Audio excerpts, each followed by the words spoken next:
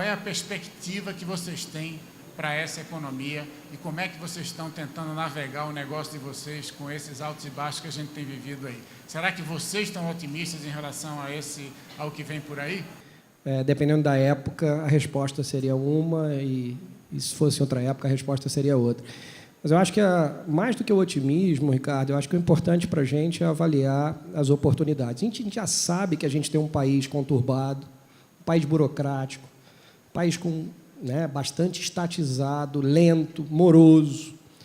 E eu acho que isso traz para a gente uma série de oportunidades. A gente que opera local e tem dinâmica, velocidade, cria para a gente uma série de diferenciais quando comparável com multinacionais ou pensamento global. Acho que a gente, nas Óticas Carol, por exemplo, tivemos muita felicidade durante o período de crise, foi o período que a gente mais cresceu, o período que a gente mais usou para poder fazer a expansão da rede. Então, a gente não tem muito o que reclamar. E, olhar para esse ano, a gente olha, sim, um cenário bastante difícil, turbulento. Vemos aí estamos vendo situações de saídas de grandes players do Brasil, fechamentos de operações de lojas físicas, como Häagen-Dazs, anunciado hoje, mas a gente acha o contrário. A gente acha que tem espaço para pisar no acelerador e não vamos deixar de fazer isso. E a gente acredita que a hora é agora. Então, o otimismo permanece. Não só o empresário, mas também a população sente. Você via taxa de juros caindo, inflação caindo. Então, tinha uma sensação de, opa, parece que chegou no fundo do poço, começou a voltar. Mas tem um indicador que, para a gente, quer dizer, IMC é Viena, frango assado, várias marcas aí que vocês conhecem. E o indicador para a gente que é muito importante é o emprego formal. Quer dizer, para você sair comendo um Viena num shopping center na hora do almoço, você tem que estar com emprego, né? Quer dizer, é o principal momento de consumo no nosso mercado específico. E esse indicador nunca voltou. Então, eu acho que eu concordo com o Ronaldo de quem está no Brasil e está no Brasil no longo prazo, não adianta ter uma notícia ruim, puxa o freio. Tem uma notícia boa, acelera. A resposta eu acho que é cauteloso. A gente está preparado, a gente não vai deixar de investir, mas a expectativa não é de muita melhora no curto prazo, não. Então, na realidade, se você tiver uma visão histórica e entendendo que o mundo é cíclico, é momento de investir agora. Como a gente estava dizendo do Rothschild, você sai às compras quando tem sangue nas ruas. Você vai comprar uma ação ou um dólar na baixa ou na alta? Agora é na baixa. Agora tem todas as oportunidades do mundo. Então, se você tiver um trabalho de afastamento, olhar o momento histórico do país, nós estamos vivendo um momento histórico importante do Brasil. Então, na verdade, eu faço uma analogia com entropia, de você limpar uma piscina. Quem deixa 6 meses a piscina sem limpar, se você pegar um copo d'água, ela é cristalina, só que o fundo está cheio de lodo. Quando você resolve limpar isso, começa a mexer o fundo, o copo fica realmente impuro, barrenta, mas depois que ele estabiliza, fica cristalina de verdade, de fato. Então, na realidade, nós vamos atingir um patamar, nós vamos voltar, sem dúvida nenhuma, a gente vai ter um Brasil diferente. Então, é isso que eu acredito, apesar de eu ser sul-coreano, como bom brasileiro. Então, se você tiver um trabalho de afastamento, entender que você tem que ter visão de filme, não de hoje. Então, como Óticas Carol, como IMC, nós temos gestão de crise. Nosso caso é um pouco mais severo ainda, porque nós temos franqueados na ponta. Então, os franqueados que entraram nessa crise despreparados, com pouca gordura, foram parando no caminho. Então, se você for ver, a maioria das franqueadoras, em número de unidades, se mantém estáveis, mas isso net, mas trocando os fechamentos pelas novas aberturas e utilizando o lead de novos franqueados para repasses. Então, a gente consegue ainda manter uma posição, mas vários franqueados que entraram despreparados nessa jornada e não acharam posto de gasolina, foram parando pelo caminho. E quem estava com gordura, e eu sou baby boomer, eu sou da geração mais antiga que passou por todas as crises do Brasil, a gente é mais cauteloso, acho que é um pouco da sabedoria. Um horizonte mais longo, né? Não tenho dúvida de que a gente vai continuar andando bem. Mas no horizonte mais curto é um momento de cautela, um momento de cuidar dos custos, um momento de cuidar do caixa, tá certo? Nós vamos ter aí ainda, acho que 1 ano e meio, acho que antes de 2020, a gente não tem um horizonte mais otimista, como de repente apresentou essa pesquisa, que provavelmente era antes de tudo isso que passou, tá? E eu acho que é o exercício que nós temos que fazer. Eu acho que a gente não pode parar. Tem que fazer o plano, colocar lá para frente, mas o cuidado com o dia a dia. Isso aí. Otimismo com cautela e olhando os dois lados da mesma moeda. Onde vem o competidor do futuro, a maioria, 31%, falou que o competidor do futuro vem da tecnologia. Ele não vem de outro varejista, entendeu? Ele vem de um inovador, ele vem de alguém que trocar um modelo de negócio, trazer uma ferramenta diferente e disruptar o modelo ou o negócio atual. Então, a pergunta aqui para vocês seria assim, diante desse quadro aqui, a pergunta é: o que é que tira o teu sono? O que é que te preocupa realmente como um CEO de varejo brasileiro? Afora tudo isso que a gente comentou aqui, qual é aquela coisa que quando você vai botar a tua cabeça no travesseiro, você pensa, putz, isso aqui é um negócio que eu não sei como é que eu vou resolver nesse ano, nos próximos anos, ou o que vai acontecer daqui para frente? E aí fiquem à vontade, aí vou começar pelo Bira. Deixa eu... Traz para frente. Eu acho que o que mais me tira o sono, tá? A minha percepção é a seguinte: é a mudança do comportamento do consumidor. Essa que mais... Eu acho que tem um consumidor novo, né, completamente diferente, que está sendo formado de outra forma. Ele tem uma outra forma de estar sendo formado. Ele nasce digital, né, e na gestão das empresas, na gestão do mercado, ainda nós temos uma porção de empresas, ou os nossos negócios estão sendo... de grande parte sendo dirigidos por imigrantes digital ou com a visão, tá, de transformação. Tá? Então, o novo consumidor, ele é diferente, tá? E eu acho que a gente não conseguiu identificar a fundo o que na verdade, ele vai fazer, o que ele quer. Eu acho que nós temos uma grande transformação por conta das próprias tecnologias que estão sendo envolvidas, tá? E que todo esse conhecimento ainda não chegou. Tá? Então, eu acho que esse é o grande... a grande pesadelo, vamos assim colocar. Interessante, Bira. A gente tem na PwC uma coisa que a gente chama de um mega trend. São 5 mega trends que a gente fala. A gente fala sobre mudança do eixo de poder saindo da Europa e indo para a Ásia.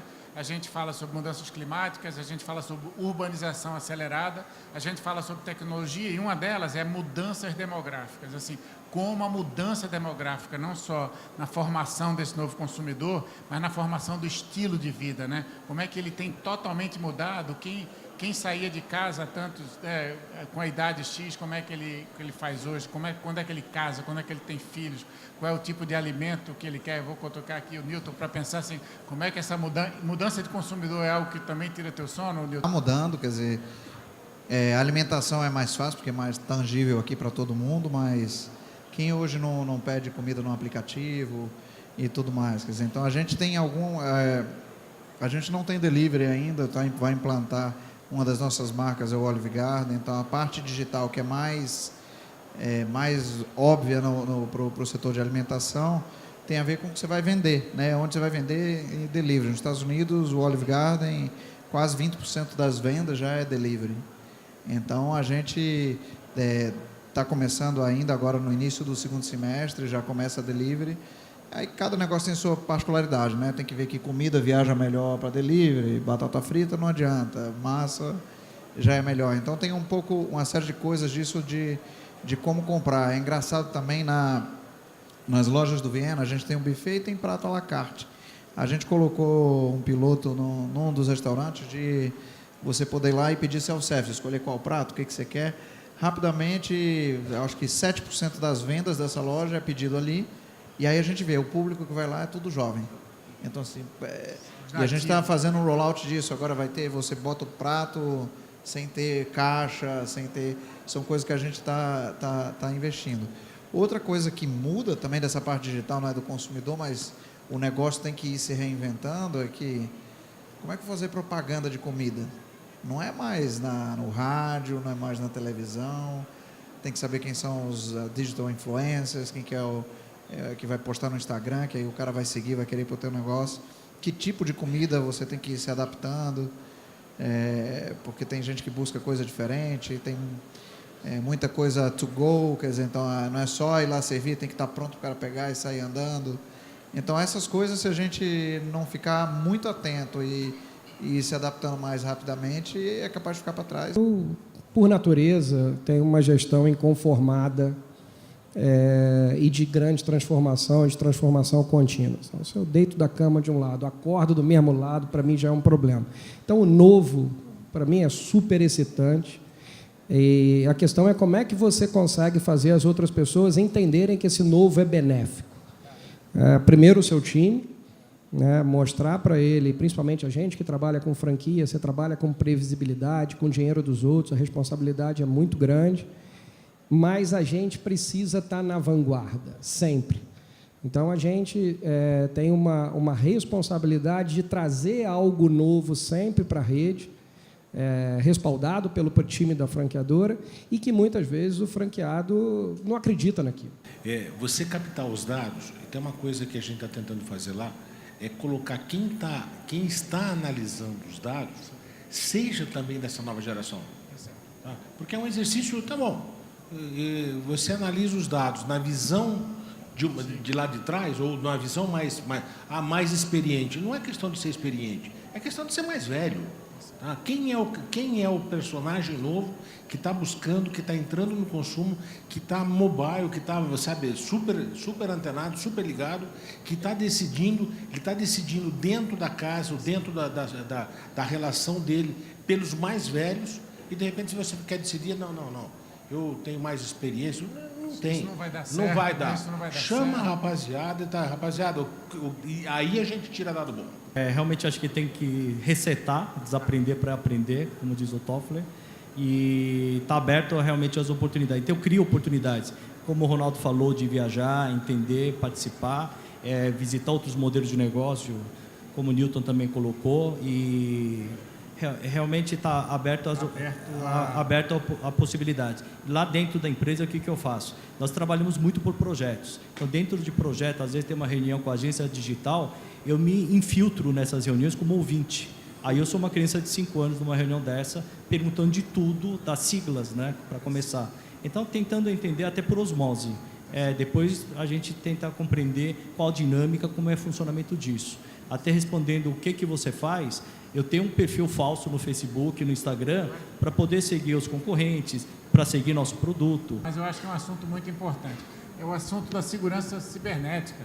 Eu acho que hoje, assim, a gente falando sobre todo esse processo de digitalização, transformação, o que foi interessante nessa nossa pesquisa é ver que durante esse tempo o brasileiro ficou com menos medo. Interessante, né? Enquanto por aí ele ficou menos medroso em relação a isso, ele está mais aberto às indicações de alguns dados, como o fato de que eles estão menos preocupados se é o site do pagamento. Eu tenho uma teoria que eu acho que, por exemplo, o próprio Uber abriu muito o fato de você colocar o teu cartão de crédito dentro de um aplicativo no teu celular, entendeu? Eu acho que aquilo deu uma abertura ao posicionamento que antes muita gente tinha um certo preconceito, vamos dizer, nesse tema, e a partir dessa coisa evoluiu. Como é que vocês têm sentido o consumidor de vocês em relação à chamada segurança da informação ou ao fato da confiança em relação à marca de vocês? Acho que primeiro é a segurança da informação, da estratégia, do cuidado que a gente tem que ter com o planejamento estratégico, enfim. Eu sou... A segurança da informação da empresa. Da empresa. Eu sou sendo muito honesto, acho que se eu for copiar alguém, copie o Google, o Facebook, copiar a gente, o cara vai perder tempo. E a gente coloca nossas informações, a gente tem um grupo de Facebook fechado, que chama Somos Carol, onde estão os nossos 8.000 colaboradores, e lá a gente coloca tudo. Mas pode copiar, pode fazer o que quiser, pode passar, porque eu acho que o grande ativo não está, nesse caso, na estratégia, e sim na implementação. Acho que nossa maior fortaleza é a capacidade de fazer rápido e simples, e isso não se copia, isso precisa de pessoas para fazer isso. O outro lado é a parte da segurança da informação mesmo. Eu fui recentemente numa palestra do chefe de segurança de Israel, muito interessante. Ele falou que o Brasil é um dos países que tem os melhores hackers do mundo.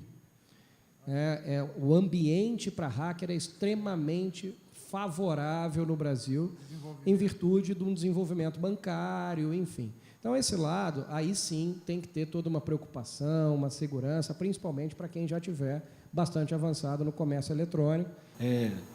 Nós tivemos acesso a uma grande massa de consumidores nos tempos, que não tinha acesso a nada. Então, eu acho que ele veio mais desarmado, ele veio mais pronto para poder receber alguma coisa que até então ele não tinha. Eu acho que é por isso que também fluiu melhor. É verdade. O outro tema é quanto isso pode ou não, quer dizer, esse desarmamento em relação a isso pode virar contra no momento em que realmente houver um problema, né?